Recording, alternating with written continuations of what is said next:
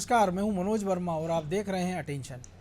साल 2020-23 में फिर से सत्ता संभालने के बाद से ही सीएम शिवराज की पकड़ मजबूत होती जा रही है। उनकी बहुत सी योजना ऐसी हैं जिन्होंने एंटी इनकम्बेंसी का असर लगभग ख़त्म कर दिया। उन्हीं में से एक है लाडली बहना योजना। इस योजना में शिवराज सिंह पात्र महिलाओं को प्रतिमाह 1000 रुपये की राशि देने वाले हैं। यह योजना 10 जून से चालू हो जाएगी और महिलाओं के खाते में 1000 रुपये आने लगेंगे। इसकी लोकप्रियता से कांग्रेस सांसद में है, इसलिए अब कमलनाथ नारी सम्मान योजना लेकर आए हैं। नारी सम्मान योजना में महिलाओं को 1500 रुपये प्रति माह और गैस सिलेंडर के लिए 500 रुपये देने का वादा किया है। मंगलवार को कमलनाथ यह योजना छिंदवाड़ा से लागू करने वाले हैं, लेकिन इस योजना का लाभ महिलाओं को तभी मिलेगा जब कांग्रेस सत्ता में आएगी। तो ये एक तरह से कह सकते हैं चुनावी वादा है और जिसका भविष्य चुनावी परिणाम पर निर्भर है। ऐसे में 10 जून से प्रारंभ लाडली बहना योजना पर कांग्रेस का चुनावी वादा कितना भारी पड़ेगा और सत्ता में आने पर कांग्रेस इस तरह की योजनाओं को अमल में लाने के लिए बजट का आवंटन किस तरह करेगी, ये जानेंगे। लेकिन पहले देखते हैं ये रिपोर्ट।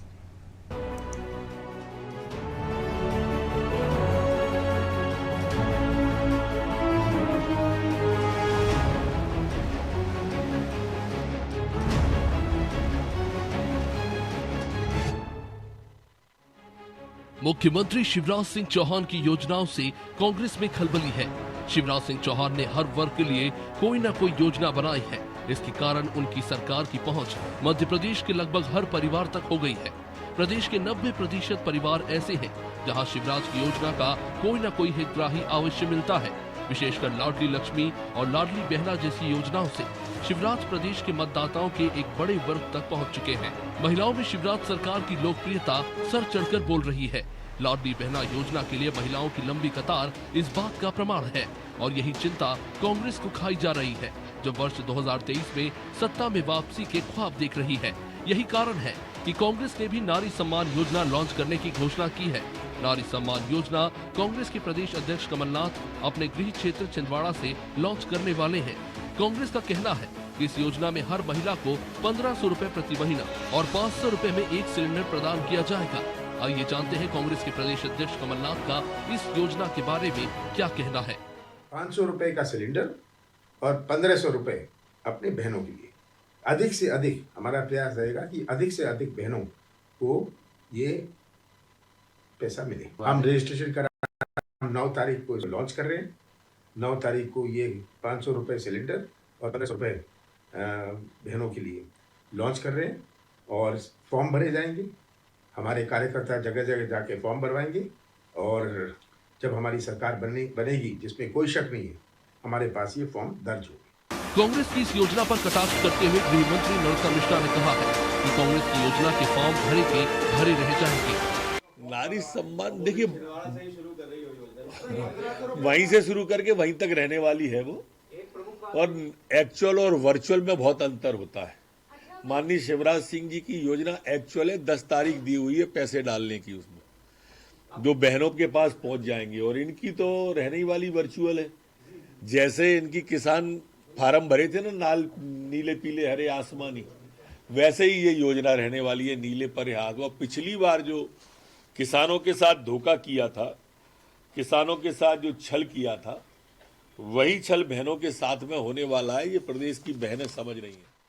भाजपा और कांग्रेस की योजनाओं का बुनियादी अंतर इनका मूर्त और अमूर्त होना है। भाजपा की योजना में बड़ी संख्या में महिलाओं के फॉर्म भरे जा चुके हैं और 10 जून से उनको 1000 रुपए प्रति माह की राशि मिलने लगेगी। लेकिन कांग्रेस की योजना अभी सिर्फ कागजों में है, यानी अमूर्त है। कांग्रेस की योजना सत्ता में आने के बाद ही अमल में आ सकेगी, जबकि शिवराज सरकार लाडली बहना योजना पर पहले ही काम शुरू कर चुके हैं। ब्यूरो रिपोर्ट, अनादि टीवी।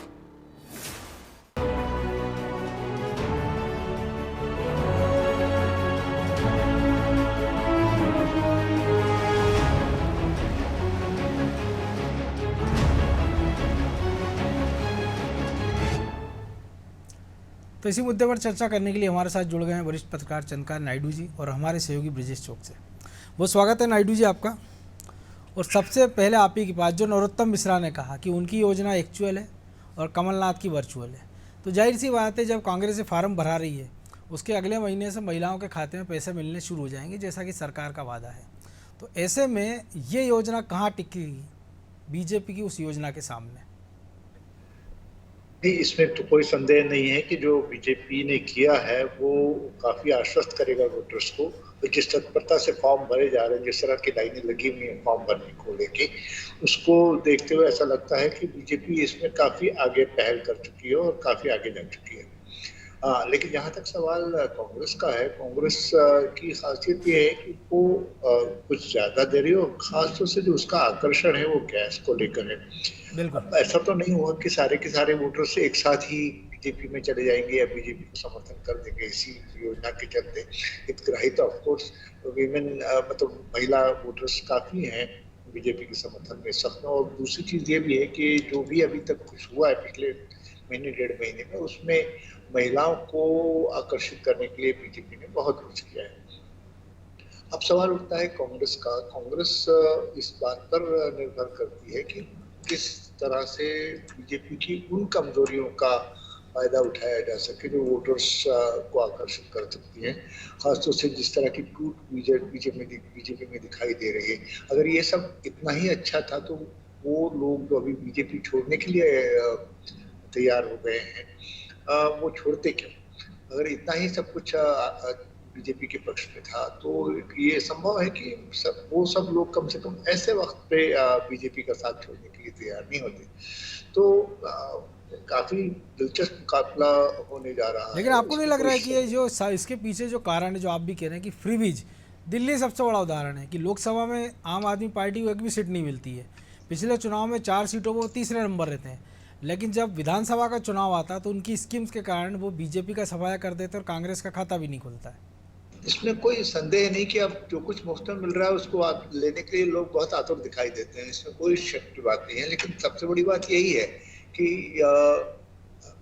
ये योजनाएं कुछ एक किसी खास तबके को जरूर आकर्षित कर सकती हैं, लेकिन क्या वाकई में पार्टी का परफॉर्मेंस या पार्टी का कुल मिला के प्रदर्शन इतना अच्छा रहा है अभी तक कि इसको निरंतर चौथी बार या पांचवी बार भी चलने दिया जाए, ये एक विषय रहेगा अभी सोच का। और कांग्रेस किस तरह से इस चीज को लेकर आगे जाती है, लोगों को कन्विंस करती है कि हाँ भाई हम भी आपके लिए कुछ भला कर सकते हैं, ये देखने वाली बात है। वो जैसे अभी नरोत्तम मिश्रा कह रहे थे, कोई जैसे कागजी रहे योजना रह जाने की संभावना है, इसमें कोई शक नहीं कि अगर बीजेपी खासतौर से जब सत्ता का पूरा उसे फायदा मिल रहा है तो बहुत आसानी से लोगों को कन्विंस कर सकती है कि हाँ भाई ये हम लोग जो कर रहे हैं वो वाकई में संभव है, अमूर्त की बजाय मूर्त है ये योजना, इसमें कोई शक नहीं है।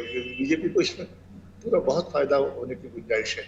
अगर कांग्रेस के बावजूद कुछ कर पाती है तो एक बड़ा आश्चर्य होगा। ब्रिजेश जी, पहले हमने देखा कई चुनाव में, नायडू जी ने भी हमसे पहले से देख रहे हैं कि आमतौर पर ये होता था कि परिवार की जो महिला है, परिवार का जो मुखिया कह देता था पुरुष कि इस पार्टी को वोट देना है, इस उम्मीदवार को, उसके पीछे वो चली जाती थी, वोट दे देती थी। ये पैटर्न अब चेंज हो रहा है, अब महिलाएं स्वविवेक से वोटिंग कर रही हैं। उत्तर प्रदेश में हमने देखा है। अब मध्य प्रदेश की बात करें तो लाडली लक्ष्मी, कन्यादान योजना, अब ये लाडली बहना योजना, मुख्यमंत्री तीर्थ दर्शन योजना, ये लगातार ऐसी योजना है जिसका सबसे ज़्यादा फायदा महिलाओं को मिल रहा है। तो बीजेपी निश्चित तौर पर चाह रही होगी कि इस योजना को और मजबूत करे। और दूसरी ओर एक संकट हो रहा है कांग्रेस के सामने, क्योंकि एक भरोसे वाली बात है, क्योंकि हमने देखा था कि पिछले चुनाव में लोकसभा में प्रधानमंत्री मोदी ने कहा था हम किसानों को 6,000 रुपये सालाना देंगे, और राहुल गांधी ने कहा था हम 6,000 रुपये महीना देंगे। लेकिन लोग 6,000 रुपये साल के वादे के साथ गए, 6,000 रुपये महीने के वादे, यानी साल के 72,000 रुपये के साथ वो नहीं गए। तो क्या ये संकट कांग्रेस सामने मध्य प्रदेश में भी हो सकता है? क्योंकि जब एक स्कीम का लाभ मिल रहा है और एक आप उसको बढ़ा को देंगे, वो भी तब जब अगर आप चुनाव जीत जाते हैं तब। देखिए मनोज जी, इसके दो तरीके से समझना होगा। एक तो आप दल के हिसाब से कि बीजेपी और कांग्रेस दोनों आमने सामने हैं, मतदाता किस पर भरोसा करेगा, जो दे रहा है उस पर भरोसा करेगा या जो देने का वादा कर रहा है उस पर भरोसा करेगा। जो दे रहा है उसने तमाम तरह के नियम बना दिए हैं, कौन पात्र होगा, कौन अपात्र होगा, किसे मिलेगा, किसे नहीं मिलेगा। और जब हम चुनाव में जाएंगे, दोनों दल जाएंगे, तो एक दल उनको, मतलब जो सत्ताधारी दल है, उनको वो लाभ देना शुरू कर देगा। अब रही बात कमलनाथ जी की, उन्होंने भी वादा कर दिया है कि यदि आप 1,000 दोगे तो मैं आपको 1,500 दूंगा, मतलब तू डाल डाल मैं पात पात। ये कि जो महिला वोटर पर दोनों का ही निशाना है, दोनों ही साधना चाहते हैं आधी आबादी को। और जो आपने भी कहा, हमने उत्तर प्रदेश में भी देखा 3 तलाक का क्या असर हुआ, कि अल्पसंख्यक समुदाय की महिलाओं ने भी एक तरह से वोट किया। जहाँ 5% का भी अल्पसंख्यक वोट मिलते थे बीजेपी को, वो बढ़कर 9% हो गए थे। निश्चित तौर पर आज की तारीख में जो मतदाता है, खासकर महिलाएं, उनकी राजनीति में जिस तरह से प्रतिनिधित्व बढ़ा है, जिस तरह से उनकी समझ बढ़ी है, जिस तरह से शिक्षा के माध्यम से जागरूकता आई है, तो वो स्वयं निर्णय लेते हैं। ग्रामीण क्षेत्रों में आज भी हम कह सकते हैं कि कुछ हद तक पुरुष करते हैं, लेकिन जो हमने देखा लाडली लक्ष्मी योजना, मुख्यमंत्री कन्यादान योजना, ये गेम चेंजर पहले साबित हो चुकी हैं। इसके प्रमाण है। यही वजह है कि महिलाओं को लुभाने के दोनों राजनीतिक दल प्रयास कर रहे हैं। अब कमलनाथ जी फॉर्म भरवा रहे हैं, ये तय नहीं कर पा रहे हैं या ये नहीं बता पा रहे हैं उन मतदाताओं को कि ये योजना का लाभ सरकार में आते ही तत्काल देंगे या हम 4 साल बाद गुजरने के बाद 5वीं साल देना शुरू करेंगे। पात्रता के नियम क्या रहेंगे उसके, कि किस कैटेगरी में आप हैं और आपको मिलेगा, किस में नहीं मिलेगा। आप तो अब सभी से फार्म भरवाए जा रहे हैं, सबसे भरवा रही है आपने फार्म, ये आश्वासन देने के लिए कि देखिए कि हम आपको 1,500 देंगे, ताकि ये एक तरह से वो आपके झांसे में आ जाएं। तो सबसे बड़ा सवाल ये है कि जब ये फार्म भरवाए जाएंगे, जब चुनावी मैदान में उतरेंगे, तो बीजेपी वही फार्म की बात करेगी ना, जो नरोत्तम मिश्रा कह रहे हैं कि आपने किसानों से कैसे फार्म भरवाए, नीले पीले हरे, आपने कहा कि ये कैटेगरी रहेगी, ये नहीं रहेगी, इनके पहले होंगे, इनके बाद में होंगे। तो क्या आप देखिए कि जब वो किसान जिनको साधने की कोशिश आप कर रहे थे, वो किसान जब इस तरह से आपके भ्रम में आ गए, या हम एक तरह से कह सकते हैं बीजेपी के शब्दों में कि छल लिया आपने, उनका कर्ज माफ नहीं हुआ, आपने 10 दिन का वादा किया था उज्जैन, तो क्या आप वो ग्रामीण महिलाओं को उसी परिवार से वो सब वापसी बातचीत नहीं होगी क्या घर में, क्या आपने फार्म भरवाए, ऐसे फार्म हमसे भी भरवाए थे। तो मुझे लगता है भरोसा सबसे बड़ा है कि भरोसा करेंगे या नहीं, जो दे रहा है उस पर और जो नहीं दे रहा है उस पर। हमने देखा राजस्थान में आपने दे दिया, आपने हिमाचल में वादा किया था कि किस तरह से आप इन दोनों के, कि आप महिलाओं को राशि देंगे और सिलेंडर भी आप 500 रुपये में देंगे। तो सिलेंडर 500 रुपये में देंगे और आपने 5 रुपये 10 रुपये आपने डीजल पेट्रोल पर बढ़ा दिया। सिलेंडर यदि कोई एक छोटा परिवार है महीने में एक बार भरवाएगा, और ज़्यादा छोटा परिवार है, 2 बच्चे 2, तो मुझे लगता है कि वो 2 महीने में एक बार भरवाता है। लेकिन हर व्यक्ति के पास आज की तारीख में मोटरसाइकिल है, स्कूटर है, गाड़ी है, पेट्रोल तो उसको हर दूसरे तीसरे दिन भरवाना है। तो आप देखिए आपकी ही जेब से वो राशि निकालेंगे और आपको कम भाग में देंगे। तो जो 5 रुपये जिस तरह से हमने देखा था डीजल पेट्रोल पे पिछली बार कम करने का 2018 में कमलनाथ जी ने वादा किया था, लेकिन हमने देखा किस तरह से वो सरकार में आए और 5 रुपये ज़्यादा कर दिया, एक्साइज ड्यूटी बढ़ा दी। आप देखिए कि बाद में जब मोदी सरकार ने, केंद्र सरकार ने अपील की, तो मध्य प्रदेश सरकार ने 5 की जगह आप दुगना बढ़ा दिया, क्योंकि बढ़ाया तो उनने 5 रुपये ही, घटाए तो 5 रुपये ही है ना, लेकिन वो 2, क्योंकि उनको नुकसान क्या हुआ, पहले जो आपने 5 बढ़ा दिए थे उसकी तरह। तो आप देखिए भरोसा सबसे बड़ा है कि कांग्रेस अपनी ये बात किस तरह से मतदाताओं के बीच ले जाती है, वो कैसे भरोसा जागृत कर पाती, खासकर महिलाओं में, कि जो वो वादा कर रही है वो आपको निश्चित तौर पर पूरा करेगी और तय समय में। मुझे लगता है इसके लिए कांग्रेस को समय वैसे ही बताना चाहिए कि हम शुरुआत में ही, और ज़्यादा भरोसा देने के लिए। नहीं तो आदमी ये सोचेगा, जो महिलाएं हैं वो ये सोचेंगी कि भाई 1,000 तो हमको मिल ही रहे हैं, यदि चौथे साल में ये देंगे तो निश्चित तौर पर हमको तो उतना नुकसान हो गया जितना इनको मिलने वाला है। तो आप देखिए कि ये भी साथ में मुझे लगता है कांग्रेस करेगी तो ज़्यादा लोगों को भरोसा होगा कि हम चुनाव जीतने के बाद, सत्ता में आने के बाद, जिस तरह से आपने कहा था कि हमने साइन कर दिए, आप उसी तरह कहें कि हम 500 रुपये में आपको सिलेंडर पहले महीने से नहीं दूसरे महीने से दे देंगे। आप ये कहें कि हम 1500 रुपये आपको सरकार में आते से ही शुरुआत कर देंगे, जिन लोगों को तो मिलने ही लगेगा जो लोग अभी 1000 की पात्रता है। तो मुझे लगता है ज़्यादा कारगर होगा, ज़्यादा असरदार होगा। लेकिन हमने देखा है कि आज ही कमलनाथ जी ने जब इससे पात्र कौन रहेंगे, तो इन्होंने कहा कि बाद में नियम बनाए जाएंगे, ये देखा जाएगा कौन इसके दायरे में आ रहे हैं, कौन नहीं आ रहे हैं। अभी तो हम सभी से फार्म भरवा रहे हैं। तो मुझे लगता है कि ये जो है इसकी वजह से भरोसा कम होगा और कांग्रेस की नुकसान हो जाएगा। फार्म भरने से निश्चित तौर पर कोई भरोसा कायम नहीं हो जाएगा। भरोसे के लिए आपको उसकी तय समय सीमा बताना पड़ेगी, और इसमें कहीं कांग्रेस चूक कर रही हो सकता है आगे वो भविष्य में ये वादा भी कर ले कि कब से देने लगेगी, जिससे तो उन्होंने कहा था 10 दिन में हम कर्ज माफी करेंगे। हालांकि कितना महिलाएं खासकर उन पर भरोसा करती हैं, क्योंकि एक तरफ शिवराज सिंह चौहान है, दूसरी तरफ कमलनाथ। शिवराज सिंह चौहान की छवि एक मामा की, एक भाई की बन चुकी है। वो ऑलरेडी पहले से आपको लाडली लक्ष्मी योजना, कन्यादान योजना, महिलाओं के नाम पे मुझे लगता है कि 2 से 3 दर्जन योजनाएं चल रही हैं मनोज। बिल्कुल, चाहे वो गर्भवती हो, चाहे वो शिक्षित हो, लड़कियों से लेकर तमाम योजनाएं बात करें तो यदि मध्य प्रदेश में यदि कोई महिलाओं को लेकर योजना चल रही है तो सर्वाधिक योजना मैं कह सकता हूं कि मध्य प्रदेश में चल रही है। ऐसे में कांग्रेस का ये वादा कितना कारगर होगा, ये सोचने की बात होगी और ये देखने की बात होगी कि उन पर कितना भरोसा करते हैं। 2023 के परिणाम से पता ही चलेगा। बिल्कुल। तो नायडू जी एक संकट और भी है कि अगर जो आप फार्म भरवा रहे हैं उसका कोई रिसिप्ट आप दे नहीं रहे हैं, तो कल को किसी का फार्म घूम जाए या नहीं है तो उसको तो कोई मिलना नहीं है, या फिर क्या गारंटी कि इसके बाद नए सिरे से फार्म नहीं भरा होगा, क्योंकि अभी इसकी लीगल तो कोई गारंटी है नहीं, क्योंकि एक पॉलिटिकल पार्टी इसको भरवा रही है।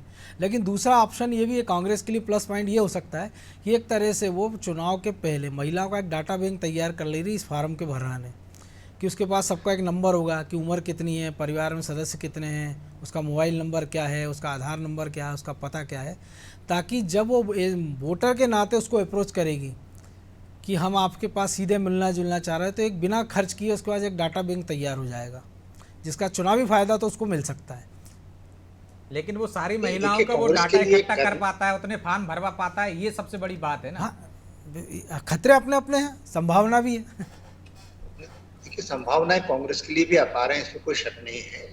सबसे बड़ी बात यह है कि बीजेपी का सबसे बड़ा फायदा यह है कि करीब करीब 3.25 लाख करोड़ का जो बजट है उसका 1/3 उसने महिलाओं के लिए सुरक्षित कर दिया है, और वो सामने नजर आ रहा है। तो बीजेपी का पलड़ा भारी है, इसमें कोई संदेह नहीं है। अब सवाल ये है कि कांग्रेस को यहाँ से आगे क्या कुछ करना है और किस तरह से करना है, इसमें कितनी वो मेथड के साथ में काम करेगी, ये देखने वाली बात रहेगी। और इस संभावनाएं तो अपार हैं, जैसे मैंने कहा कि डेटाबेस अगर तैयार करके और वाकई में कांग्रेस का एक सबसे बड़ा फायदा ये है, जो बीजेपी कर रही है उसके आगे किस तरह से जाना चाहिए, ये करने के लिए कांग्रेस के पास में एक मौका भी है, और उसको वो कितना अच्छी तरह से बना सकती है उस मौके को, इस पर सब कुछ निर्भर करेगा। ये बात जरूर है कि वोटर को जो चीज पहले से ही हाथ में है उसको लेके वो पहले से आश्वस्त है, और किस तरह से सामने वाली पार्टी उसको कन्विंस करती है कि नहीं भाई इससे बेहतर हम कुछ करके दिखाएंगे, ये देखने वाली बात रहेगी। एक सबसे दिलचस्प चीज ये भी है कि करीब करीब यही सभी आश्वासन जो है कर्नाटक सरकार ने भी दे रखे हैं, और इसके बावजूद वहाँ कांग्रेस की परिस्थिति बेहतर नजर आ रही है। बीजेपी कहीं इस सबके बावजूद कमजोर नजर आ रही है। लेकिन बीजेपी का जो कर्नाटक में परफॉर्मेंस या प्रदर्शन रहेगा उससे काफी अलग मध्य प्रदेश में रहने की संभावना पूरी दिखाई देती है।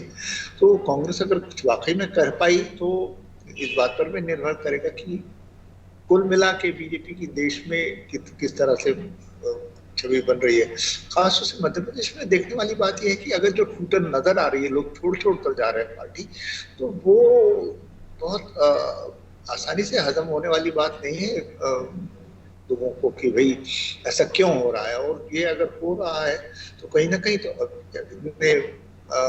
वोटर जागरूक है या नहीं है ये देखने वाली बात है, लेकिन है संभावनाएं इस बात की है कि बीजेपी को इसके बावजूद काफी मशक्कत करनी है। लेकिन जो आपने कर्नाटक का जिक्र किया तो हम देख रहे हैं कि कई बार स्थानीय मुद्दे और लीडरशिप, उसी समय गुजरात और हिमाचल के नतीजे आप देखिए, हिमाचल में सरकार चली जाती है और गुजरात में कांग्रेस चली जाती है पूरी इस तरीके से जिसकी उम्मीद नहीं थी। दो विपरीत नतीजे आते हैं। गुजरात में आम आदमी पार्टी अच्छा प्रदर्शन करती है, लेकिन हिमाचल में क्या असर होता है ये भी हम देख रहे हैं। तो ये स्थानीय फैक्टर, जब मध्य प्रदेश के चुनाव में भी सारी चीज़ों के साथ चीज़ें जाएंगी तो ये सारी चीज़ें भी देखी जाएंगी। पूरी संभावना इस बात की है कि मध्य प्रदेश के कांग्रेस का कैंपेन किस तरह से चलता है, प्रचार किस तरह से कर पाते हैं, किस तरह से लोगों को कन्विंस कर पाते हैं कि नहीं भी हम लोग इससे बेहतर परफॉर्म करेंगे। ऐसा तो नहीं कि पिछली बार कांग्रेस का परफॉर्मेंस बहुत खराब था। अगर ये बदलाव इस तरह से नहीं होता जिस तरह से हुआ तो हो सकता है आज बीजेपी विपक्ष में होती ये, लेकिन जो हुआ है उसको देखते हुए कांग्रेस को अब क्या कुछ करना है ये बिल्कुल पूरी तरह से लोकल परिस्थितियों पर निर्भर करेगा, स्थानीय परिस्थितियों पर निर्भर करेगा। और मुझे लगता है कि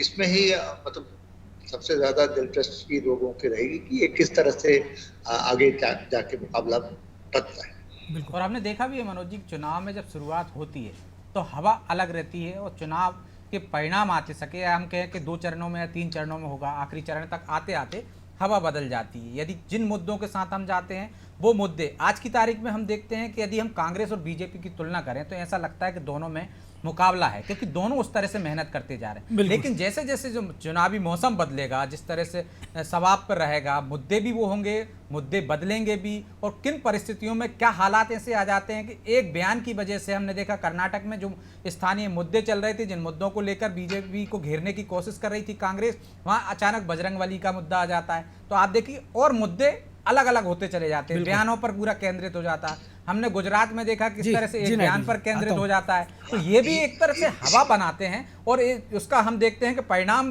किस तरह से बदल जाता है। तो ये वजह हमने गुजरात में भी देखी है, कर्नाटक में भी हम वो देख रहे हैं कि किस तरह से यदि आप देखिए कि एक राजनीतिक दल, पहले लगता है त्रिकोणीय मुकाबला होगा, लेकिन अब देखिए कि अब ऐसा लगता है कि बीजेपी और कांग्रेस में ही मुकाबला है। तो ऐसे ही मध्य प्रदेश में यदि आम आदमी पार्टी आएगी, आप देखिए ओवैसी की AIMIM आएगी, तो तब इनकी वजह से ताज़ा हालात क्या होते हैं, कौन किसको कितना नुकसान पहुंचाता है, तब ये हवा देखी जाएगी कि हाँ आज की तारीख में हम बात कर सकते हैं कि दोनों में दिलचस्प मुकाबला होगा। दोनों मेहनत कर रहे हैं, वो किसी से कोई कम नहीं होना चाहता। यदि वो 1000 दे रहे हैं तो वो 1500 देने की वादा कर रहे हैं। तो आप इन वादों के इतर आप देखिए कि उस समय क्या माहौल रहेगा, वो बताएगा कि असल में होने क्या जा रहा है, परिणाम किस तरह के आएंगे। हम देखते हैं कि पहले चरण में कुछ परिणाम आते हैं, दूसरे चरण में कुछ परिणाम आ जाते हैं। तो ये भी एक चुनावी एक गणित रहता है, जो पहले से हम यदि आकलन करें, पहले से सर्वे करें, तो उसकी हवा इस तरह से निकल जाती। इस वजह से हम देखते हैं कोई एग्जिट पोल फेल हो जाते हैं, क्या किसी का माहौल बनाने के काम आ जाते हैं।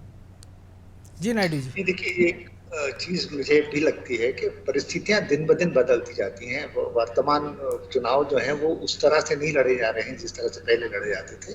तो हर क्षण पे अब जैसे आज जैसे जय जी ने भी कहा कि भाई एक बजरंग दल के बैन को लेके इतना ज्यादा बवाल खड़ा हो गया, लेकिन उसके बाद में कांग्रेस ने जो किया वो भी देखने वाला है। उन्होंने इस बात को लेके कर्नाटक के वोटर को आश्वस्त किया है कि नहीं, उनको हनुमान से इतना बैर नहीं जितना हनुमान के नाम से होने वाली गुंडई को लेके। तो ये चीज वहाँ लोगों को इस बात का एहसास हो भी गया है कि भाई कांग्रेस जो कह रही है उसमें कुछ दम है, क्योंकि ये वहाँ नजर आ रहा है लोगों को किस तरह की गुंडाई वो लोग वहाँ श्री राम सेने के नाम से कर रहे हैं। नहीं, श्री राम सेने पे तो गोवा में भी बैन कर दिया गया था, इसी वजह से किया गया था, तब तो कोई राम के खिलाफ नहीं गया था। तो जो बात परिस्थितियां जिस तरह की हैं, किस तरह से वहाँ कन्विंस किया जाता है, तो कर्नाटक का वोटर ये मानना होगा कि मध्य प्रदेश के वोटर से कुछ सोच में आगे है। तो इस बात को कन्विंस करना उनके लिए बहुत मुश्किल नहीं है कि कोई किस चीज से क्या फायदा होने वाला है, क्या नुकसान होने वाला है। मध्य प्रदेश में अभी भी कुछ ऐसे इलाके हैं जहाँ पे महसूस किया जाता है कि भाई वोटर का तो चुनाव के हिसाब से शिक्षित होना ज्यादा जरूरी है, और चुनाव की दृष्टि से और उसके अपने फायदे की दृष्टि से चुना जाना जरूरी है, जरूरी है। और उसकी जागरूकता जो है वो यहाँ किस तरह से विकसित होती है इस पर भी निर्भर करेगा। शायद इसीलिए तो बूथ वाला कॉन्सेप्ट लाए हैं दोनों दल कि कम से कम जो वोटर है उसको वोटिंग के लिए ला पाए, क्योंकि हमने नगरीय निकाय चुनाव में देखा है कि भोपाल जैसे शहर में 50% वोटिंग हो पाती है। अब तो फिर भी थोड़ा बेहतर लग रहा है। ये बात आप सही कह रहे हैं कि भोपाल जैसे शहर में ही 56-57% से ज्यादा आदमी तक कभी गए नहीं है, लेकिन ये है कि ये वोटिंग से ज्यादा जरूरी है कि किस तरह से वो चुनाव के वादों को पढ़ता है और समझता है, इस पर भी निर्भर करेगा। बिल्कुल। चलिए, अब चूंकि समय की कमी है इसलिए चर्चा को यहीं विराम देना होगा। बहुत धन्यवाद नायडू जी। तो निश्चित तौर पर एक ऐसी स्कीम कांग्रेस ले आई है जिसका पूरा का पूरा चुनावी गणित पर मामला टिका है कि चुनाव के नतीजे क्या आते हैं। और दूसरी एक बात है कि ये कठिन लड़ाई कितनी लंबी चलेगी, क्योंकि पहली बार ऐसा हम देख रहे हैं कि चुनाव के पहले कोई एक ऐसी स्कीम लॉन्च की जा रही है जो जनता को सीधा फ़ायदा पहुंचा रही है। आमतौर पर नहीं तो होता ये था कि घोषणा पत्रों में इस तरह के दावे वादे किए जाते हैं कि अगर सरकार बनी तो कर्ज माफ़ी करेंगे, सिलेंडर सस्ता कर देंगे, मकान दे देंगे, दुकान दे देंगे, चांद पे मकान दे देंगे, ये तमाम तरह के प्रलोभन दिए जाते हैं। लेकिन लंबे अरसे बाद चुनाव के पहले अगर एक पार्टी एक ऐसी स्कीम ला रही है जिसका फ़ायदा लोगों को मिलना शुरू हो जाएगा और दूसरी पार्टी उससे जुड़े फार्म भरवाने लगी है, तो जाहिर सी बात है कि चुनावी मुकाबला रोचक होने वाला है। टेंशन में फिलहाल इतना ही, मुझे दीजिए इजाज़त और आप देखते रहिए अनादि टीवी। नमस्कार।